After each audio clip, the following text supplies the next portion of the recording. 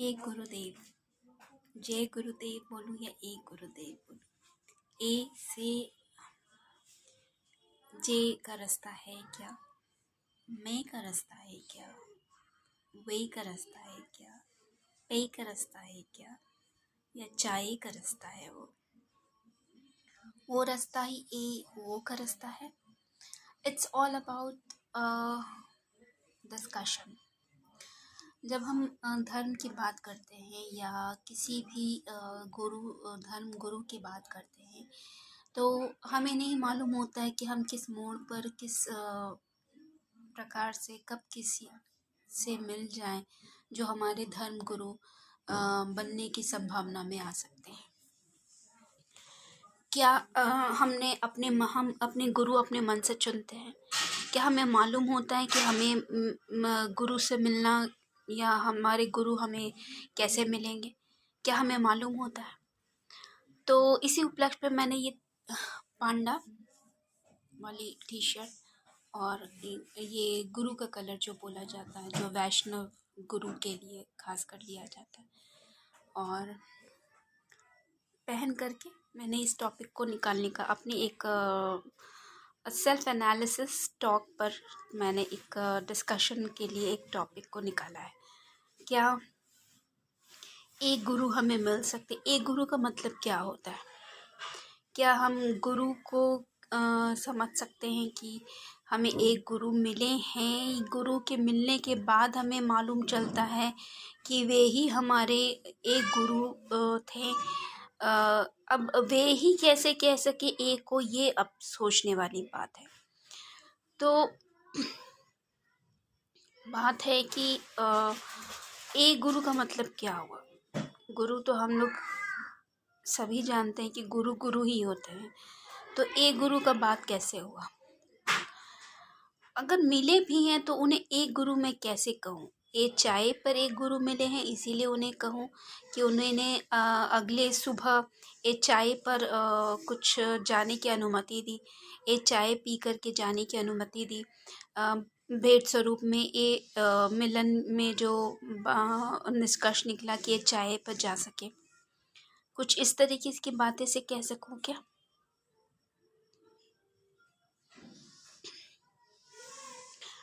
क्या होता है अब तो हो रहा है, कहने की सुनने की बातें हो रही हैं, मगर क्या मैं अपनी गुरु की बात करूं जिन्हें मैंने अपनी गुरु को माना है, जिन्हें मैं माना उनके कंपैरेटिव में लाऊं, जो दिखने में भी सिमिलर हैं, डील डॉल में भी सिमिलर हैं, और आचार व्यवहार और शायद बौद्धिक क्षमता में भी बहुत कुछ, मतलब कहीं कार्य क्षेत्र भी शायद कुछ इस तरीके से कुछ, मतलब ऐसा हो कि कहीं ना कहीं जुड़ाव हो ज़रूर कार्य प्रणाली में या कुछ में इस तरीके से।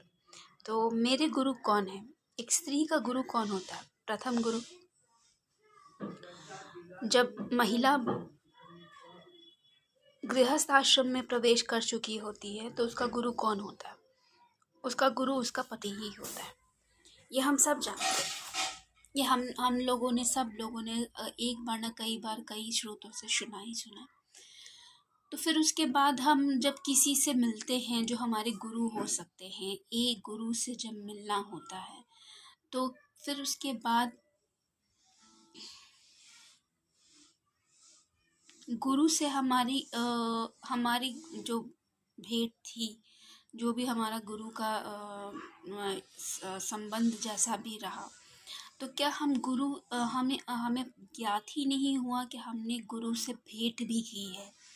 हमें पता ही नहीं चला कि हमने गुरु से भेंट की है। हम यही सोचते रहे कि हमारे गुरु हमारे पति ही हैं और उनके साथ हमारा जैसा भी संबंध रहा, मतलब जैसे कहते हैं ना कि मनमाना संबंध, कि मालूम तो है कि उनके अनुसार ही चलना है, लेकिन कहीं ना कहीं मनमानी करके अपनी भी बात मनमानी है, क्योंकि उनके हिसाब से चल पाने में थोड़ी कठिनाई है, क्योंकि उनके हिसाब से आना जाना और मतलब अलग तरीके की बात है जो समझना थोड़ा मुश्किल होता है।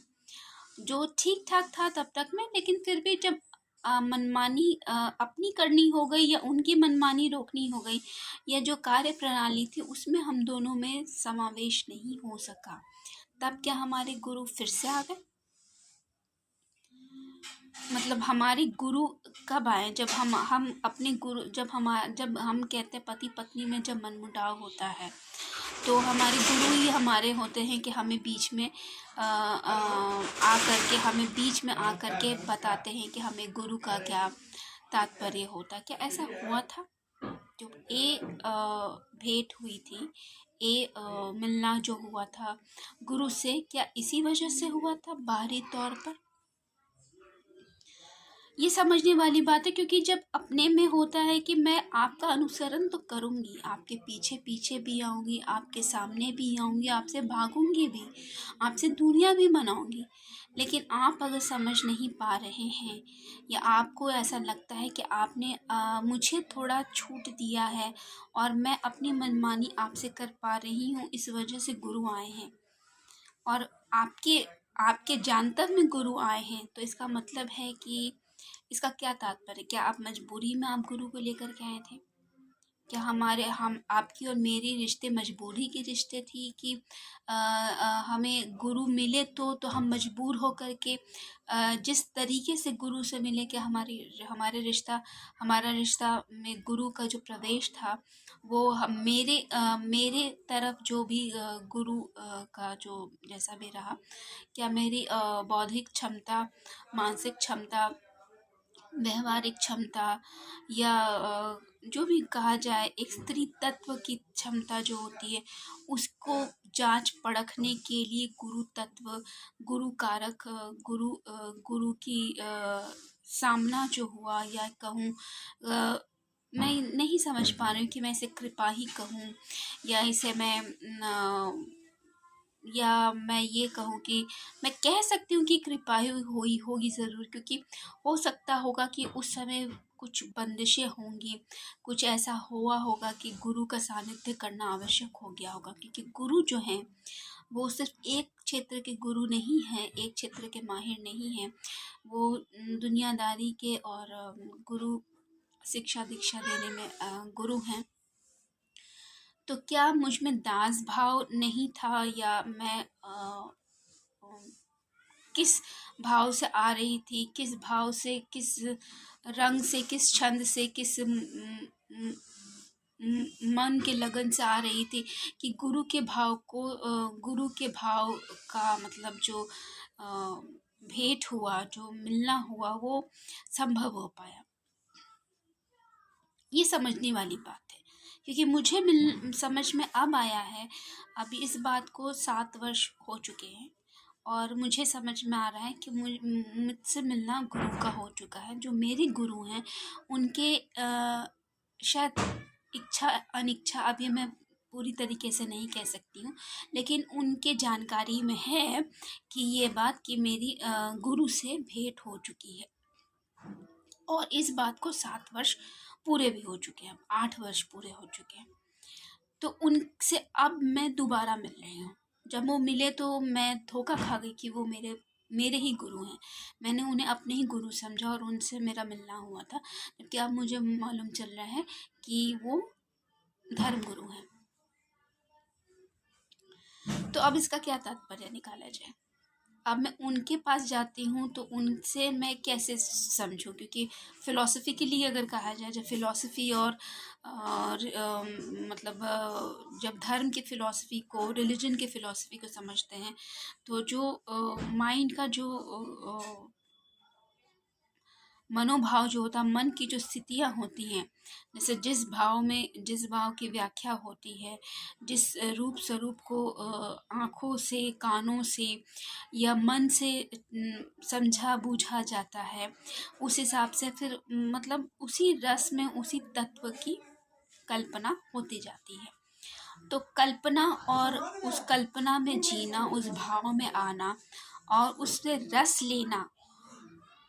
भी लेना, और उस तत्व में भी जाना, क्योंकि जब बात कर रहे हैं धर्म की, और खासकर अगर गुरु धर्म की, वैष्णव धर्म की, तो उसमें हर तरीके की भक्ति मार्ग में आती है। भक्ति मार्ग का बहुत बहुत मार्ग होता है, तो उसमें हर रस तत्व की मार्ग आती ही है। तो अब मुझे नहीं समझ में आ रहा है कि मैं क्या करूं, क्योंकि मेरे गुरु हैं और मेरे गुरु मेरे अपने गुरु भी हैं जिनको मैं गुरु उस समय तक नहीं मानी थी। मैंने पिता को गुरु माना था, तो शायद वो पिता के रूप में वो अ, वे आए थे। लेकिन अब 8 वर्षों में मैंने बहुत ही तरीके से गुरु से आई हूँ। तो उस गुरु को उस समय जब मैं जानी थी, तो मैं जैसा मैंने पहले भी बताया है कि मैंने शिव जी को सबसे पहले प्रथम गुरु माना था पिता स्वरूप में। तो बाद में मैंने सब गुरुओं को मतलब सब देवी देवताओं को हर स्वरूप के गुरु को माना है। जैसे मैंने पिता स्वरूप को पहले माना था गुरु, फिर उसके बाद मैंने भाई, और फिर उसके बाद मैंने पति के रूप में भी शिव को गुरु माना है। तो ऐसा नहीं है कि मैं सिर्फ रास अगर करती हूँ, मन से रास करती हूँ, ईश्वर से मन में रास भाव रखती हूँ, तो पिता भाव नहीं रखती हूँ या भ्राता भाव नहीं रखती हूँ, ऐसा नहीं है। और मतलब हर स्वरूप में मैं देखती हूँ और मुझे ऐसा लगता है कि ईश्वर हर रूप में मिल सकते हैं। शिव ही के हर रूप को प्राप्त कर सकती हूँ, हर रूप में शिव को प्राप्त कर सकती हूँ। वैसे ही मैंने गणेश जी के लिए भी किया, मैंने विष्णु जी के लिए भी किया, गुरु के लिए हर स्वरूप के लिए किया, हनुमान जी के लिए भी किया। और फिर उसके बाद जितने भी हैं मतलब देव जितने भी हैं ग्रह हैं, उनको हर स्वरूप के लिए किया। परिवार में जितने जन हैं और जितने भी, उनको हर स्वरूप में मैंने किया। तो अब मेरे लिए एक चैलेंज आ रहा है, क्योंकि अब मैं जब वैष्णव धर्म के रस में डूब रही हूँ पिछले 2-4 दिन से, ज़्यादा दिन से नहीं हो रहा। ये 2024 में ऐसा हो रहा है कि 2024 में आ रहा है कि मैं जा रही हूँ गुरु तत्व वैष्णव धर्म के रस में जा रही हूँ, जो मुझे पहले से मालूम चल रहा था। और मेरा बचपन से ऐसा होता था कि मैं कृष्ण रस में और राम सीता के रस में, मतलब उनके मैं शुरू से खो जाती थी, मीरा के रस में। और मतलब काव्य में, भाष्य में, सब जो भाषा में और गद्य पद में और जितना भी चीज़ होता मैं खो जाती थी। और मैं धर्म गुरु से ऐसे मैं खोती नहीं थी, मैं शिक्षक से खो जाती थी। तो मेरा शिक्षक की तरफ थोड़ा जुड़ाव थोड़ा अलग तरीके से होता था, और मैं पढ़ती ही रहती थी लेकिन मेरा जुड़ाव हो जाता था। तो अब मुझे नहीं समझ में आ रहा है कि मेरा मिलना जिस तरीके से हो चुका है, उसके बाद मैं इन गुरु से मिले तो अब मेरा जुड़ाव कैसा होगा।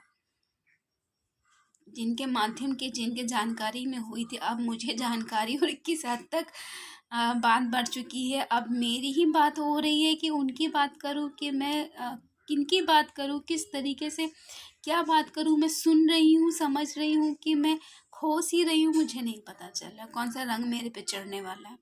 क्या मैं अचंभित होकर के सफ़ेद होने वाली हूँ, भौचक्की होकर के, या मेरे में राधा रस आने वाला है, मुझे नहीं मालूम चल रहा। गौर वर्ण आने वाला है, क्या मेरा चेहरा खिलने वाला है कि मैं रस में डूब रही हूँ, मैं विरक्त में नहीं जा रही हूँ, मैं रास रस में जा रही हूँ, मुझे नहीं समझ में आ रहा। सवाल मेरे लिए भी है, मैं नहीं समझ पा रही कि मैं क्या करूँ। अभी ये सवाल मैं यहीं पे रोकती हूँ और अपने लिए एक सवाल खड़ा करके रखती हूँ कि मैं किस हिसाब से अपने आप को समझ बूझ में किस हिसाब से इस बात को ले जाऊँगी। क्या मेरी गलती हो रही है या मैंने कोई सही अल्टरनेटिव निकाल लिया है। अल्टरनेटिव बोलूँ या कुछ मतलब बोलते हैं ना, ऑप्शंस बोलते हैं, या मैं इस तरीके से बोली कोई मार्ग बोल सकती हूँ, या कुछ इस तरीके से बोलते दिशा निर्देश बोल सकते, क्या मैं बोलूँ, मुझे नहीं समझ में आ रहा है। समझने की बात है, जब तक मैं समझती हूँ तब तक के लिए अलविदा, मिलती हूँ नेक्स्ट कड़ी में। ये थी मेरी सीख नया फ्रॉम मिस्टेक्स की, कि कहते हैं ना मन के बंधन को समझ पाना। कभी कभी हमने कर्म तो क्रिया तो कर ली होती, पुरुषार्थ तो कर लिया होता है, लेकिन उसे समझा नहीं होता।